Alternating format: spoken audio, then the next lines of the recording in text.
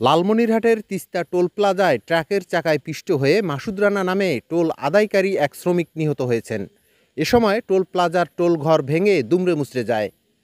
সোমবার 24শে জুন সকালে তিস্তা সড়ক সেতুর টোল প্লাজায় এ দুর্ঘটনা ঘটে।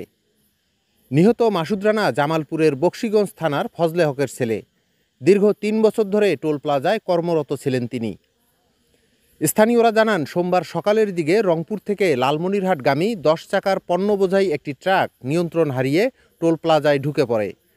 এ সময় ট্রাকের চাকায় পিষ্ট হয়ে টোল আদায়কারী মাসুদ রানা নামে এক শ্রমিকের শরীর থেকে হাত পা ছিন্ন বিচ্ছিন্ন হয়ে যায়। এতে ঘটনাস্থলেই তার মৃত্যু হয়। পরে টোল প্লাজায় ডিউটিরত পুলিশের একটি দল দ্রুত ঘটনাস্থলে এসে ঘাতক ট্রাকটিসহ ট্রাকের চালক ও সহকারীকে আটক করেন। খবর পেয়ে লালমনিরহাট ফায়ার সার্ভিসের সদস্যরা ঘটনাস্থলে এসে ছিন্নবিচ্ছিন্ন শরীরের বিভিন্ন অংশ উদ্ধার করে মর্গে পাঠায়।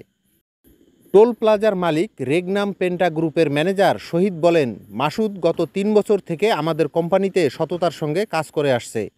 তার এই অকাল মৃত্যুতে আমরা শোকাহত। ঘাতক ট্রাক চালকের কঠিন শাস্তি চাই।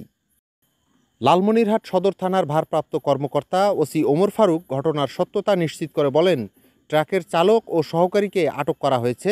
এ ঘটনায় মামলার প্রস্তুতি চলছে। লালমনি প্রতিদিন নিউজ ডেস্ক।